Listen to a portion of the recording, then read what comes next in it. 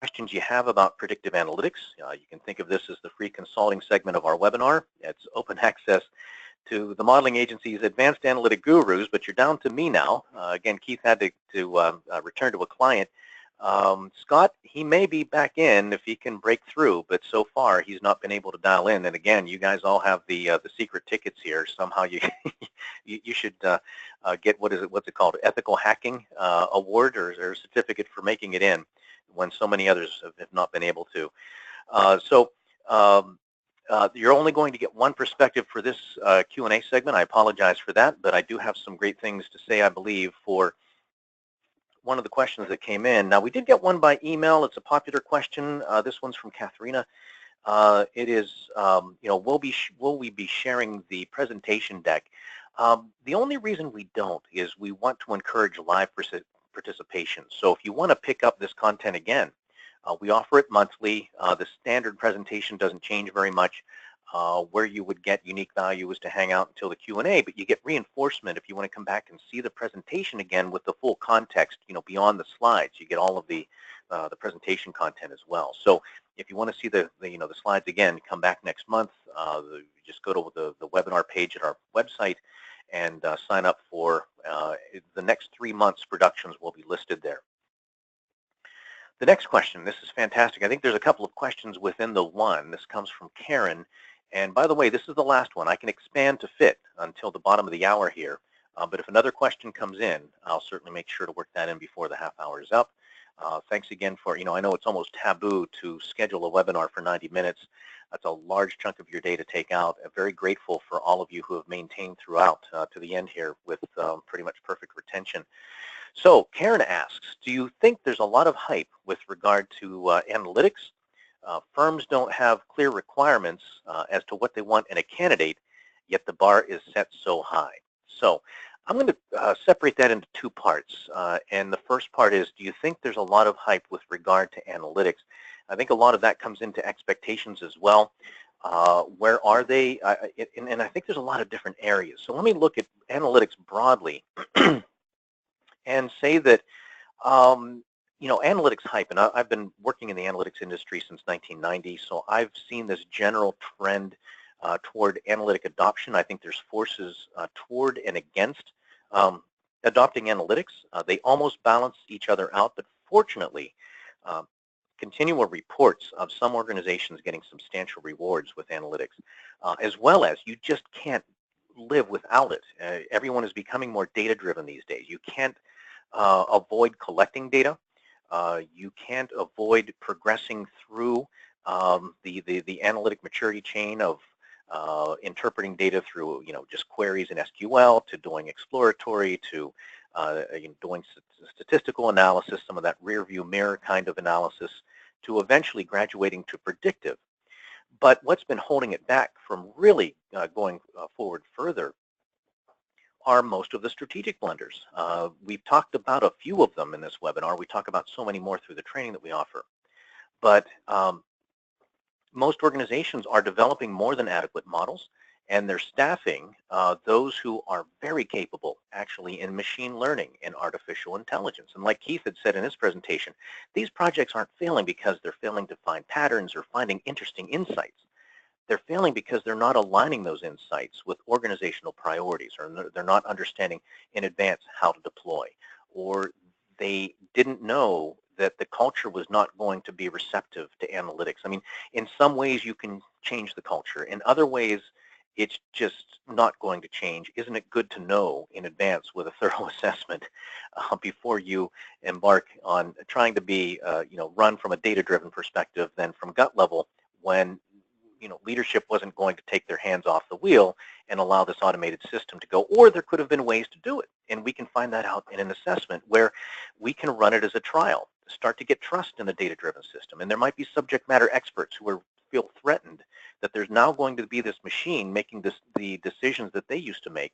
Well, if they understood that this frees them up to be more valuable to the organization, because now they can be more creative with their expertise rather than making the same mundane decisions over and over, but those decisions can include the complexity that a predictive model can look at from a complex solution space and be able to score these decisions and be able to run them in a much more automated but intelligent fashion. And the SME can help to guide how those rules are affected and treated for an automated system. They end up being more valuable to the organization. So those are some of the things that these kinds of soft skills come into play that really makes analytics not just live up to the expectation. But here's what's interesting about the hype around analytics. I think it's both understated and overstated. And I'll get to the overstated here in a moment. But where it's understated is when analytics is properly applied, we like to have a threshold of expectations of at least tenfold. That's 1,000% ROI. And it's not unrealistic. When we plan, when we do a thorough assessment and do the proper planning, we often get back returns that are well over 10x of investment in analytics. And the results for case examples are so concentrated that I almost feel sheepish, like the results sound sensationalized, and they're not. But it's because we didn't just go in to look at what's the level of model accuracy that we can get out of this.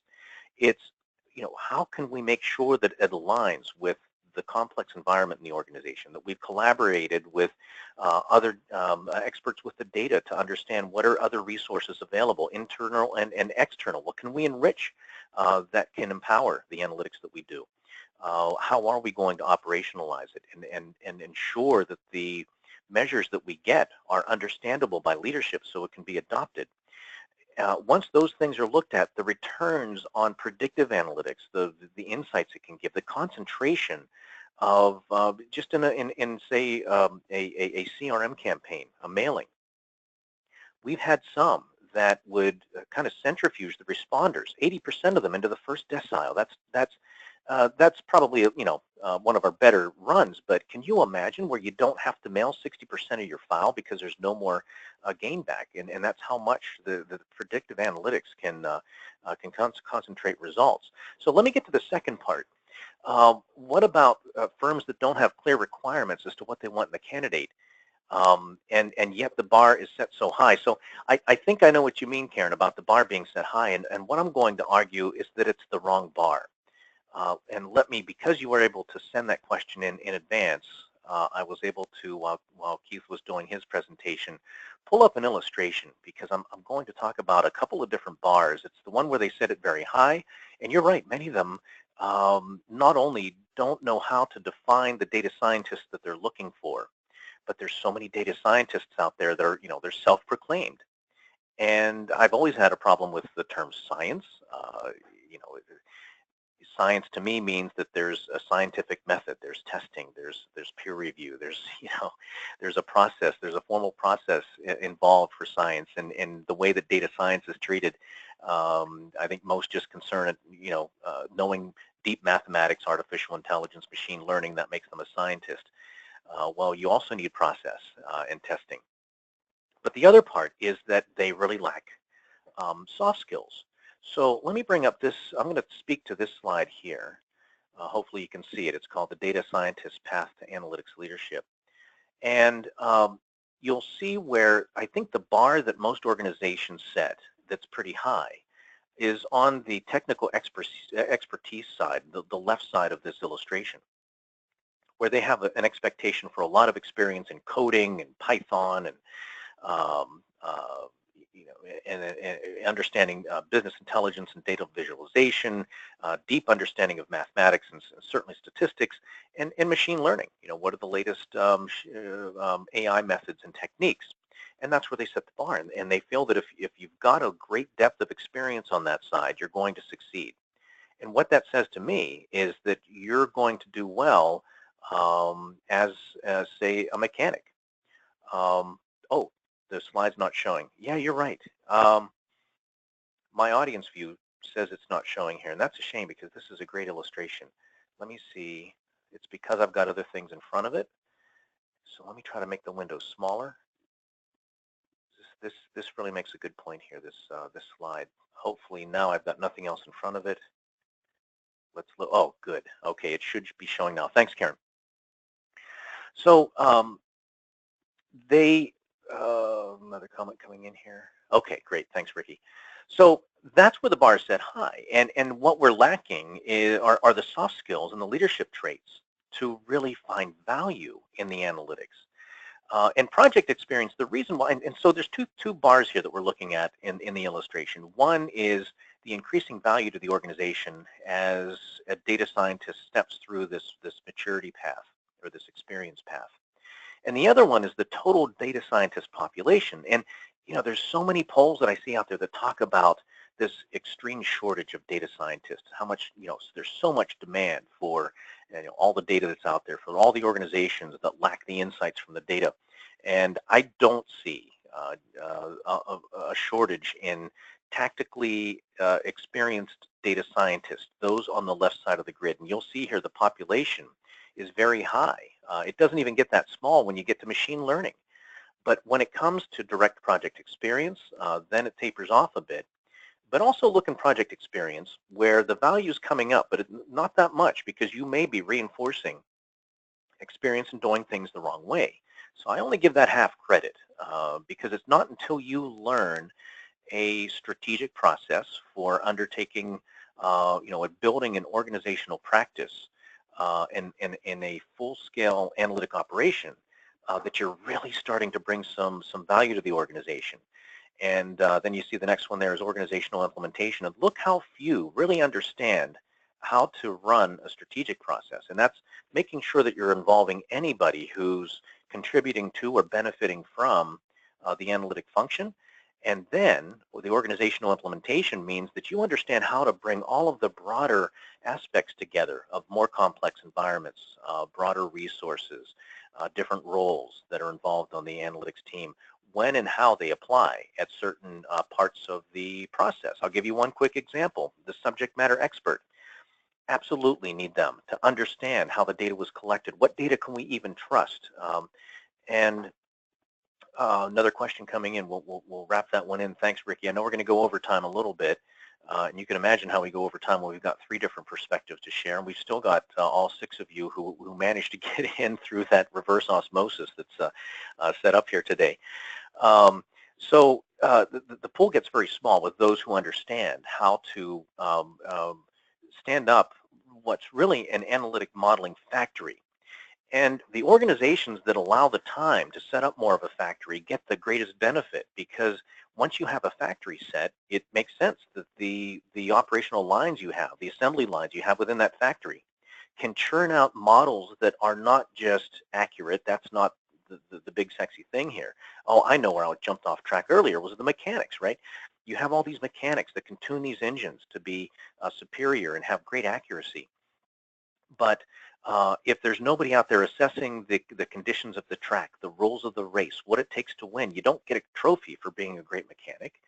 You have to work with a pit crew, a management team. You have to understand driving technique. You've got to understand what it takes to win that race.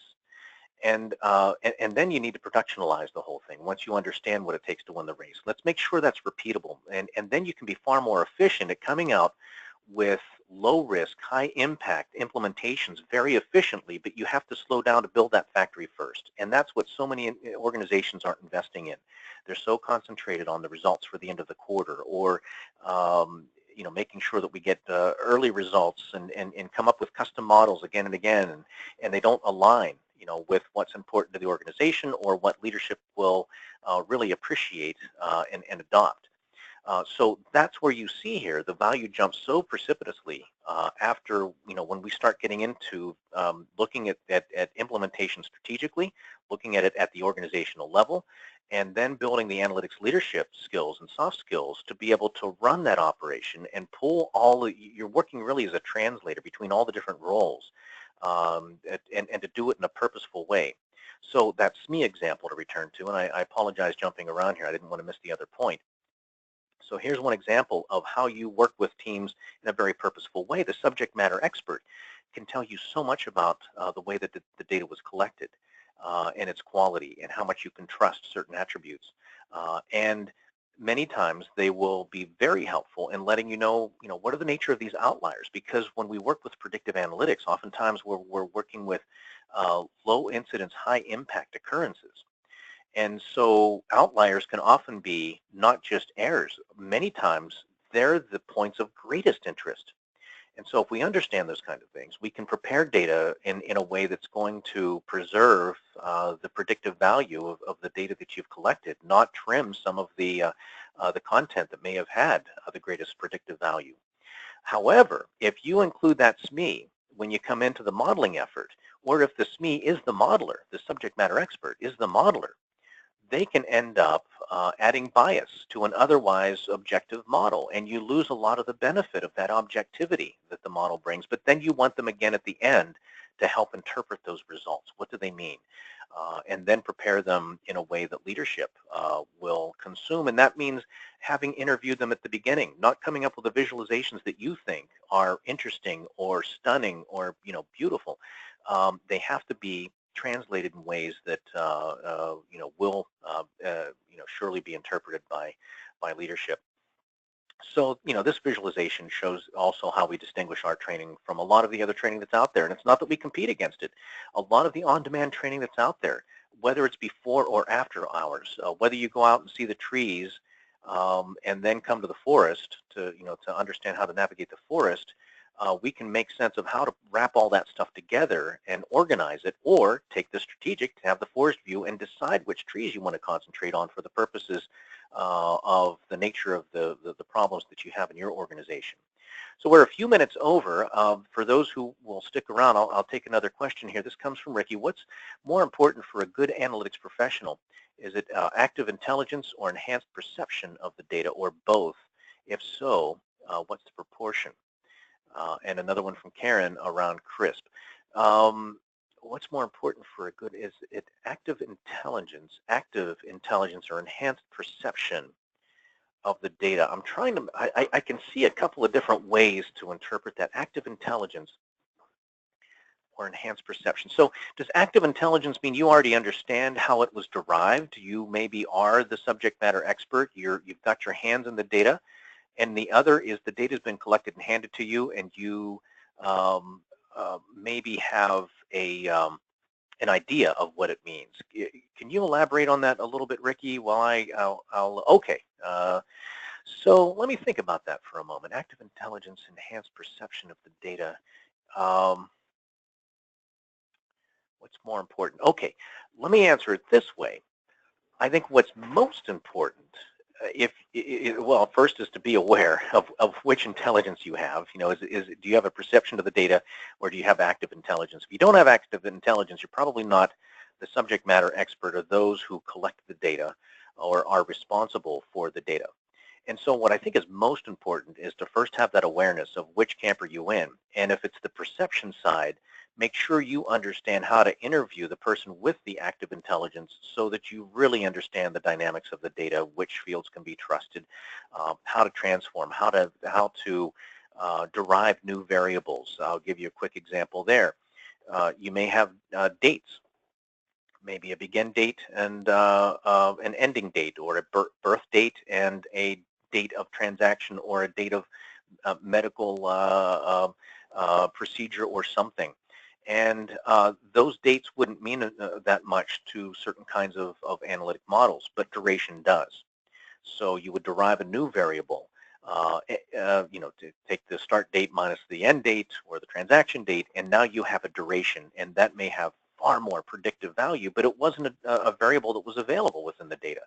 So that's one kind of strategic aspect where you work with the subject matter expert to understand the data, understand the nature of the problem. What are other fields that could be derived from the existing data to make the fuel far more concentrated and impactful for the nature of the problem that you're going to approach? So I would say that it's an awareness of which do you bring to the game. And if you're on the perception side, make sure you converse with, and again, this comes down to the soft skills part. And I gotta say, when it comes to soft skills, that's not what a lot of practitioners are seeking. And it's kind of the icky part, right? They love to dive into the data. Who doesn't? We love algorithms. We love software. We love toiling in the data. But again, looking at this chart, if you're not working on the right side of this chart, then not only are you not bringing a lot of value to your organization, you're also not progressing as a professional. And look at the small pool of those in those upper categories. Pardon me. If you're really, looking if you're looking to advance your career, you want to move into those spaces because that's where you're really going to add benefit. And as Keith had said, some of these things, a lot of practitioners think, well, hey, I know artificial intelligence, I know, decision trees and neural networks and genetic algorithms, and now you're going to tell me to think about deployment before we deploy, or to have fun conversations with other people on the team and kumbaya. I'll tell you what, if you're not doing these things in a coordinated way, and you don't have the soft skills to pull this together and come up with the prioritized list of validated projects. And that means, most organizations have ideas of 2 or 3 projects that may be coming up. You need to pull leadership in, coach them on how to ask questions of the data, and then understand which are most important to the organization. Now, instead of 2 or 3 potential problems, you have 15, maybe 20, 24, a couple dozen potential problems. And then when you run them through the strategic qualifiers that we had talked about earlier, they filter back down to maybe 3, 4, or 5 that are even valid. Then how do you prioritize them? And once you prioritize them, now you have the lowest risk, highest impact. It's almost like you're cheating. It's like you're bringing the future into the present to not only find which are most viable, but once you get results, which are going to have the greatest impact for the organization. And there's so few who can do that. And that is where there's an extreme shortage of talent. And that's where there is no bar, going back to Karen's question. The bar is very high on them. They're asking all sorts of questions around, machine learning and, what do you know about this algorithm, and what have you done in Python and R, and giving coding quizzes and the rest. And again, better mechanics, and they end up coming up with a vehicle that runs far faster than anybody else. Off course, it's 45 degrees off course, but it's going at a high rate of speed. So until organizations understand how to ask the questions on the right side of this diagram, and how to really decipher who are the posers as data scientists that are self-proclaimed data scientists. And I would say I would far more go for a generalist than somebody who is deeply involved in simply machine learning. We need more race car drivers and leaders than we do mechanics. That's where TMA's training is involved. And I have to admit, it's not an easy sell for the reasons I expressed earlier. More practitioners, and I hope this doesn't sound condescending at all, but they're more in looking at the candy of data and algorithm software as opposed to the medicine of strategic process, organizational implementation, analytics leadership. You're right, Karen, organizations don't know to ask for that. So even those who traipse into this, it takes a bit of selling for them to understand how much value is really brought by those. Let me see if I left anything out here. Karen, one of your slides on CRISP, can you explain how this works? At 20 till, for those of you willing to stick around, I'll give a real quick overview on it. So CRISP, we are big fans of CRISP. It's the cross-industry standard process for data mining.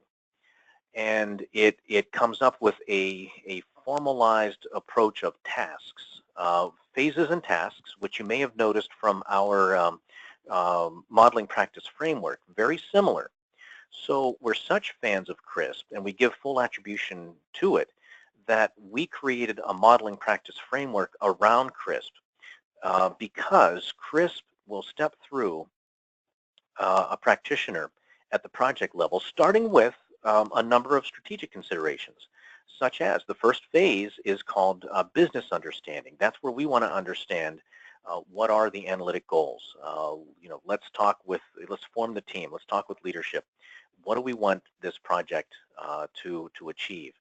Then it goes into data understanding, which you need to do before going into actually preparing the data or building the models.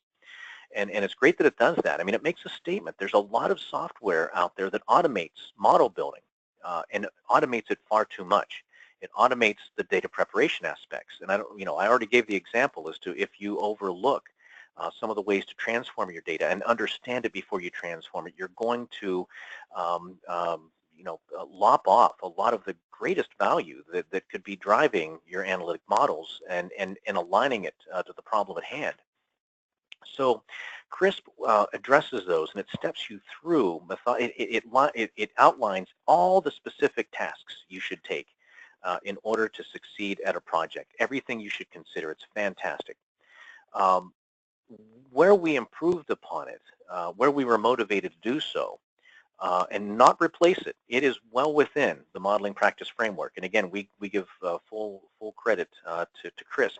But it needed an additional layer, and as active direct consultants in large organizations, what we found was CRISP, first of all, it assumes that the project that you're going to do is valid, and it doesn't look at larger organizational issues such as the organizational culture.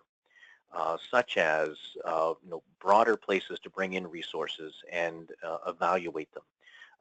The broader assessment that should be done across talent and resources and environment and culture and mindset shift is a major aspect. If we know that the culture is workable, there will be some discomfort that we've got to anticipate, and that's part of what we want to express in the process. And that's why we want to populate a few good project ideas to a couple of dozen, so that we have the ability to weather many that are going to be disqualified or deprioritized, and then work on those ones that are not just going to be adopted by the organization, but which ones, like Keith had presented, are the right size. We're not trying to boil the ocean or do the low-hanging fruit that you succeed on something so small that it doesn't really make an echo. So we have to look at all of those aspects. And when you look at, we have over a dozen major strategic qualifiers. There's tasks within each of them. But by the time you go through all of those, like I say, those 2 dozen do come down to just 3 or 5. But now you've got the 3 or 5 that can really survive through full implementation, and go through deployment and monitoring and wait for the results to come back. And now we know how to measure those. We know how to translate them into financial impact and present those to leadership. That's when we close that full loop. So CRISP is the project level formal tasks that are phased out, to take a project from beginning to end. And the modeling agency's modeling practice framework is the larger wrapper around CRISP DM that helps with the organizational level, looking at standing up an organizational practice or operation as opposed to just a single project. So it's the assembly line versus the factory. And we're looking at the factory. We want to enable an organization to run its own internal practice or operation with measurable impact that's adopted and comes up with continual, that concentrated high degree of return for its analytic effort, because that should not be outsourced. The organizations own the data. They have more than enough technical talent. They really need guidance in how to stand up and run an organizational operation that's completely value focused. So hopefully that answers all the questions. It looks like that is the end of the questions, and we went 15 minutes over. Look at the 6 of you, so dedicated, very flattered. Hope that means you got some great value out of the, not just the Q&A, but the event itself. But at this time, we are going to wrap up, and be sure to check out the website and look at the schedule for our upcoming productions for the live experiential courses starting September 11th in Washington, D.C., and October 19th is when the analytics-driven organization starts. And on behalf of myself, Keith, and Scott, thank you again for attending Predictive Analytics Failure to Launch. Have a very pleasant afternoon and evening, and this brings the webinar to a close.